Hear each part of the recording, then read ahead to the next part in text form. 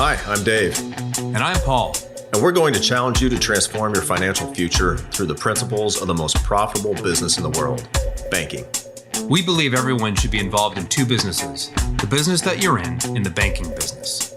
Everyday people can replicate what bankers have been doing for centuries to leverage capital and build wealth through private lending. Join us as we uncover the truths about money, expose lies and myths, and flip conventional financial advice on its head. Here we go. Paul, what's up, brother? Hey, what's going on? I'm wearing the Nedved hat in honor of the trip that I missed this year. Yeah, I've got that one in gray, and Jack, my son, has the orange one. Oh yeah, man, we missed a good hunting trip. I heard it was like 80 degrees, so they were sweating out there. Yeah, it was a little warm, but still better than 20 degrees with 500-mile-an-hour winds. Yeah, no doubt. Yeah, so I didn't get my shotgun fix this fall. Yeah. In fact, maybe at all this year. I think I shot it at some point this year. I just can't remember. Maybe it was a home intruder. I don't know. It all blurs together. Yeah. Well, cool, man. All right. Well, so let's start off. You had a question pulled up from somebody. Why don't we start off with that and see where that leads? Yeah, and I've had this several times in the last 3 years now. So here it goes. And this is from, no one in particular. Okay. Yep. But when I came up with it, I'm thinking of a few people that I have in mind. Anyway, so it goes like this. I've read Becoming Your Own Banker and know that IBC is what I want to do, but my spouse isn't on board. Okay. And that's a very common thing that I think we see. Has that been your experience as well? Yeah, I wouldn't say extremely common, but typically in most spousal relationships that I work with, and maybe you see the same thing, there's usually one person who leads the charge on the finances, and the other person is a willing accomplice. They just say, "Hey, I trust you. True. Yeah, I trust you. You have a good track record. You're taking care of our family. If you think it's the right thing to do it." And then there's other couples where you really need buy-in from both people. Yeah. So, and honestly, I would say for IBC, you want buy-in from both people. So Yes. this is not putting money in mutual funds and only one of you needs to understand how this concept works. This should be for your whole family, really. And they probably don't understand what's happening behind the scenes on that either. Right. Because if they did, they wouldn't buy them. But that's a separate story. Yeah. Well, so Yeah. What's your experience? I think very similar. It varies, but I think that what I've seen is that one spouse, like the question says, right, or the statement says, has read the book, has maybe listened to some podcasts, has read other material. Maybe they've gone to the Nelson Nash, Institute at infinitebanking.org and seen some of the videos and read some of the material, maybe the Robert Murphy report or the Carlos Lara and Robert Murphy report, right? And they've read some of those things. Yeah. I talked to a gentleman last night who he had already read The Creature from Jekyll Island before he read Becoming Your Own Banker. And then when he read Becoming Your Own Banker, he discovered that in the back of the book, where's Nelson's recommended reading list, The Creature from Jekyll Island is on that list. Oh yeah.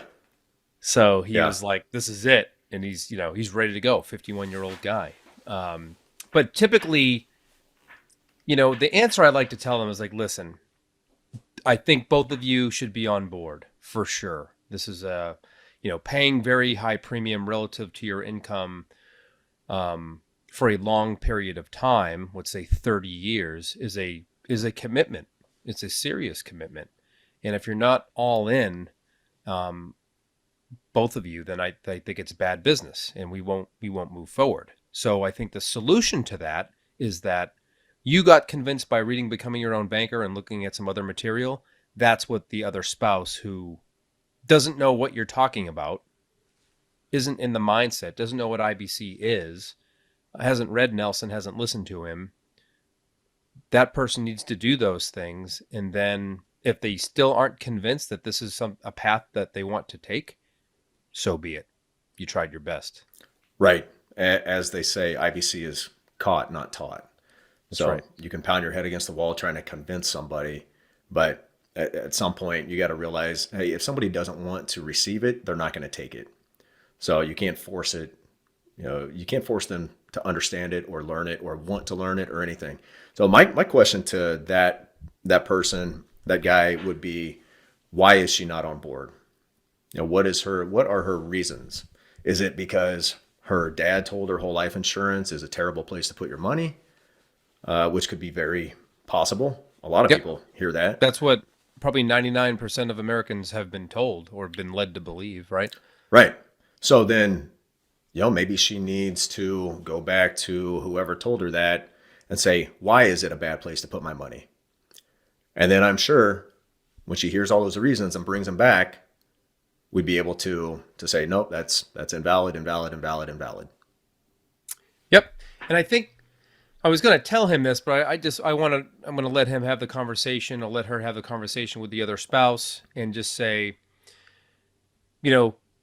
Paul or Dave or whoever your agent is, right? Because this happens to all agents. The concerns and the questions can be answered and can be addressed. Mm-hmm.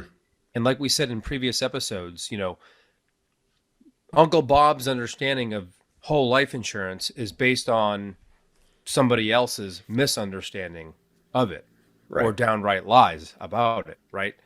And if that's true, and it largely is, and then you said this, it's worth your time to go seek out the truth and to address your own concerns. And that costs you nothing but a little bit of time. Yeah. And some reading. Yeah. So, a spouse that's not on board, there's different degrees of that as well. So there's the one spouse who just doesn't understand it. They've got a bad ideas in their head about whole life insurance. They're somewhat educated on financial matters, but it's just, they just write it off. There's other spouses who are fighting you tooth and nail against it, and they'll put their foot down and they will not go for it. And that's when I would never recommend moving forward with it. Because if you've got one person fighting against you, telling you that, you're wasting our money, that's a stupid thing to do, you're not going to be successful. And eventually that person's probably going to grind you down to where you just cancel the policy, take your money. Like James says, you quit and go home. Yeah. So isn't that how he says it? Yeah. And frankly, that's just bad business, right? Yeah. Because the agent spent time with you to educate you and to put the policy in the, you went through underwriting and you went through an unknown amount of discussions to talk about infinite banking, to talk about dividend paying whole life insurance, to talk about how the policies are designed, dig into your finances, all these things. And that time has value. So yeah, I think, 3 years ago, I've been like, yeah, let's move forward.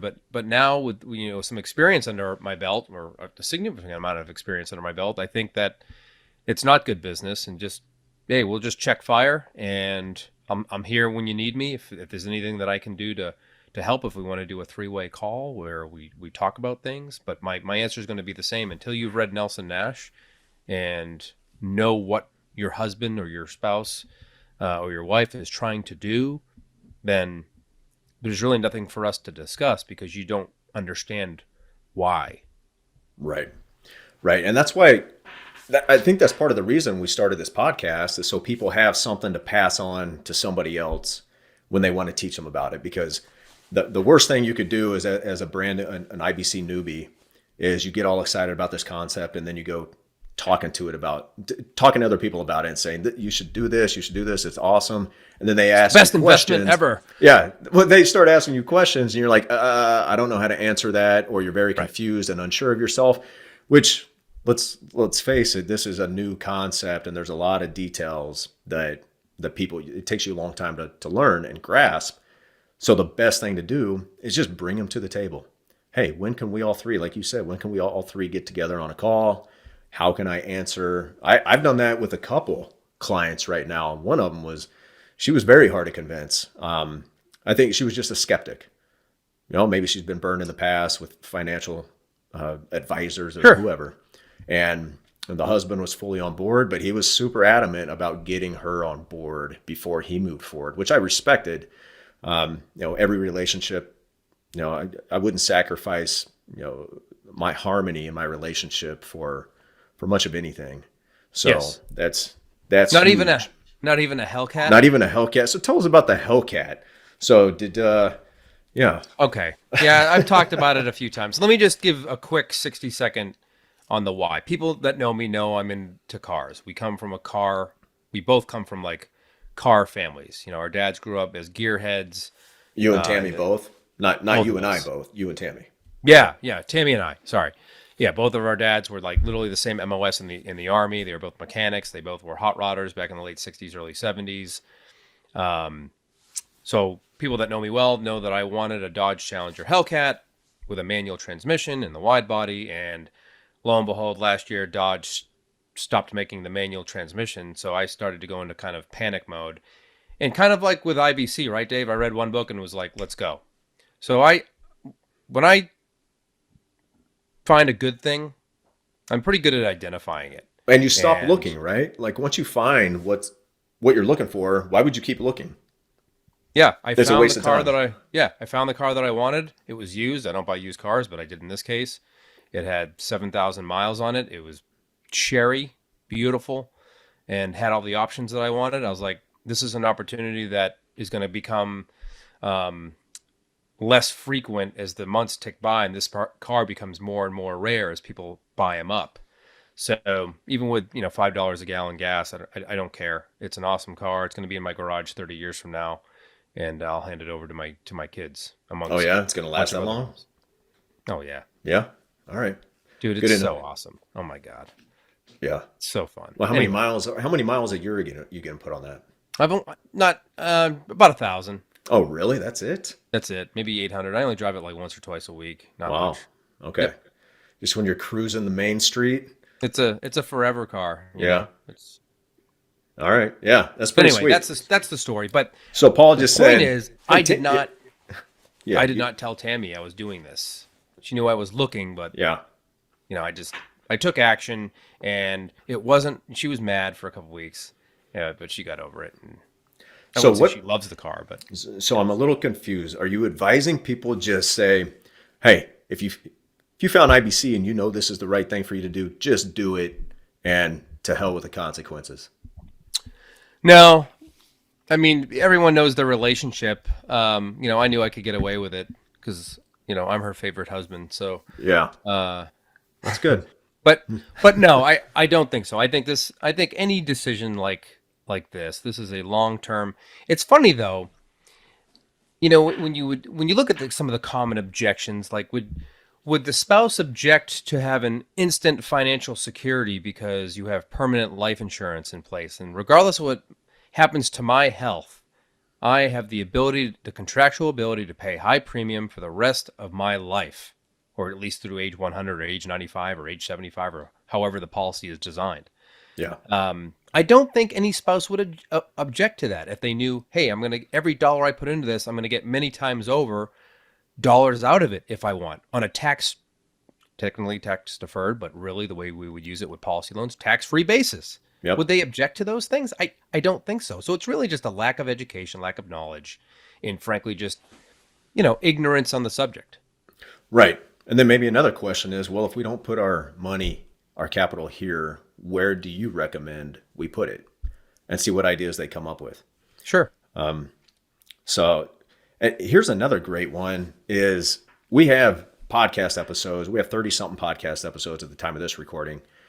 And they cover a series of topics, right? And we've covered a lot of objections in these podcasts. We probably need to do a few more of those. What are the more common objections and what's our answer to those objections? But listen to a podcast and just say, hey, honey, or, husband, wife, whoever it is that isn't on board. Will you listen to the 5-minute clip here in this podcast? And then let's talk about it. Like, don't just throw a whole book at them or a whole podcast series at them. Just pick one clip that addresses their biggest concern at the time and give that to them. And then you guys can talk it out. So Yeah.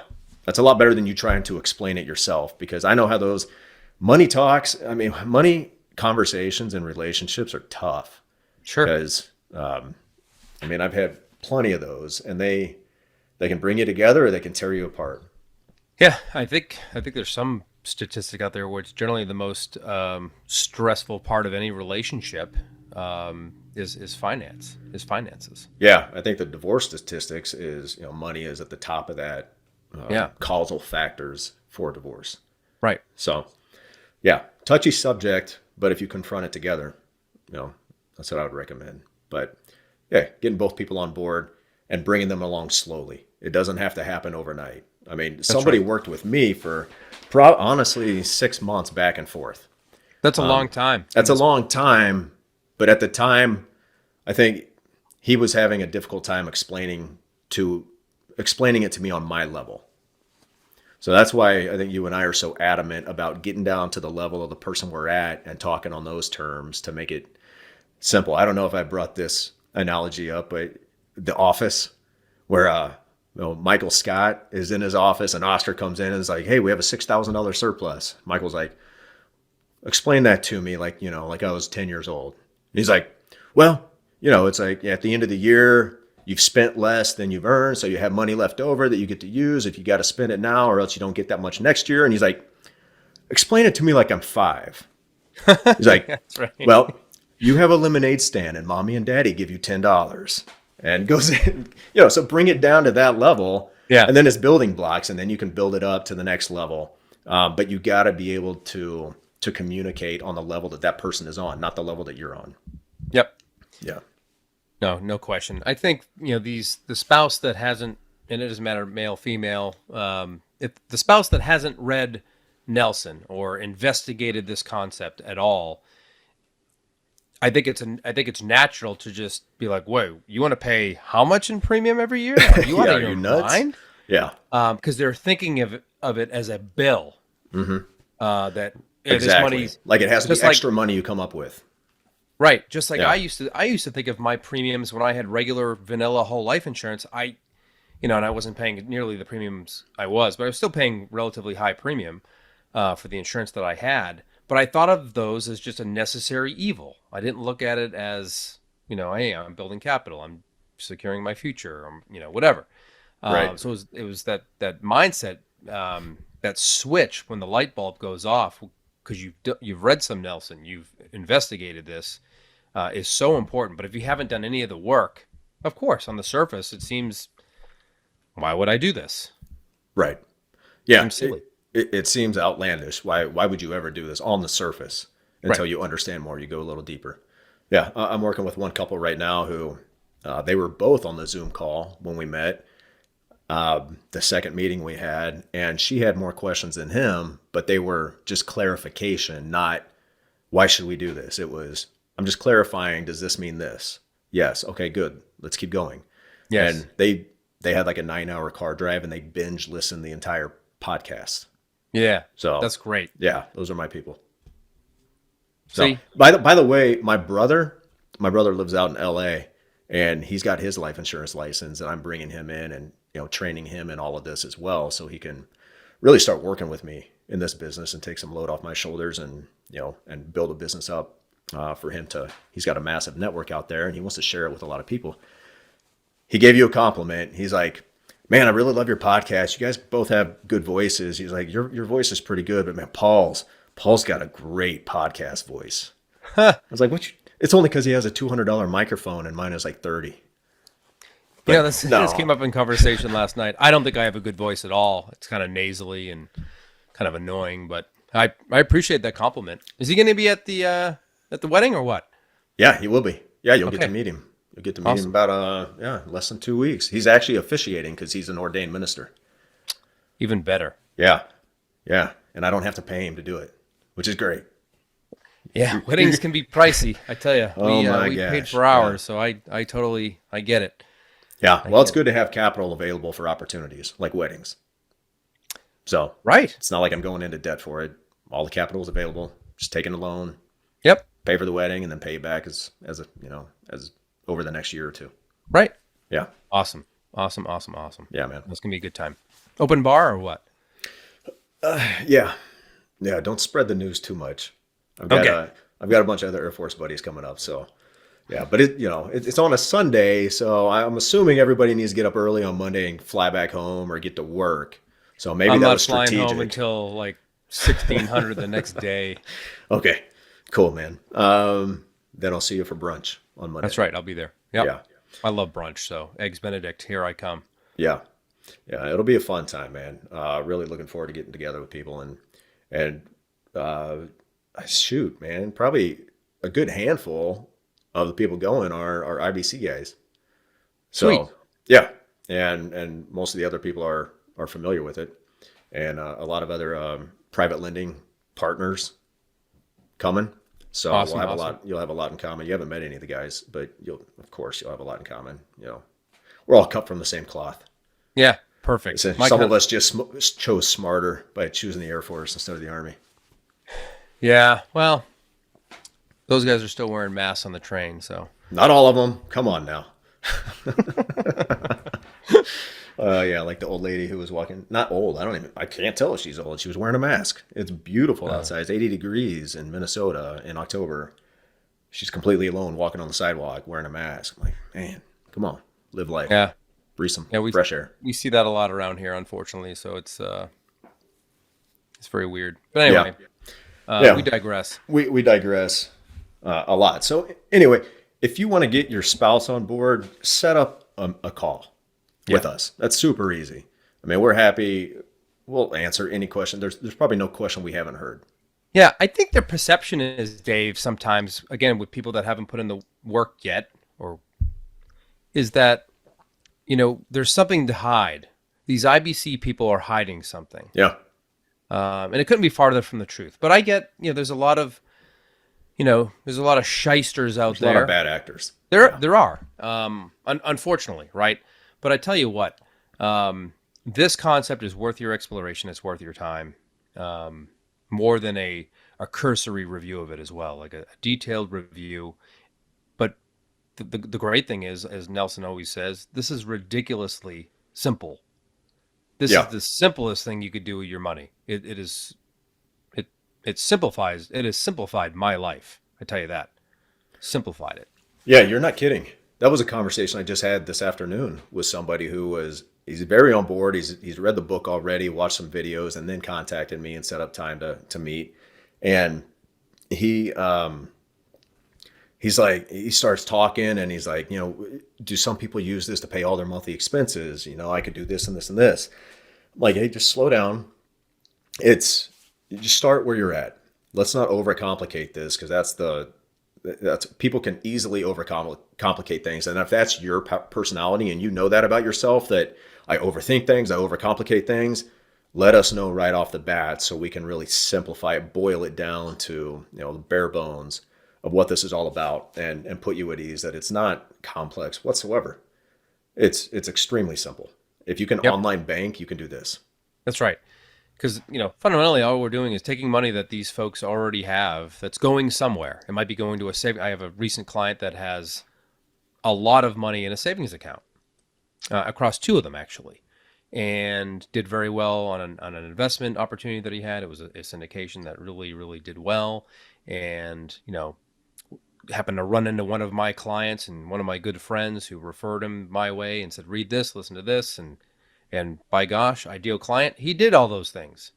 And lo and behold, he gets it. And so, yeah. And these are smart people, right? And I said this before, like IBC clients are the most informed, right? Yeah. They know what's going on. They know what the problem is, right? The problem. Yes. That's Nelson exactly what I said to this guy today. I was like, because he was telling me, this was a different conversation this morning with an old Air Force buddy, a guy I used to fly with. And he was just rattling off what he's sick and tired of. And working with this financial planner at one of these, big companies. And he's like, they were telling me this stuff, just, hey, I know you're losing money, just don't worry. And he's like, I got tired of hearing don't worry. Like, I'm worrying, man. I'm like 15 years from retirement. I'm worrying.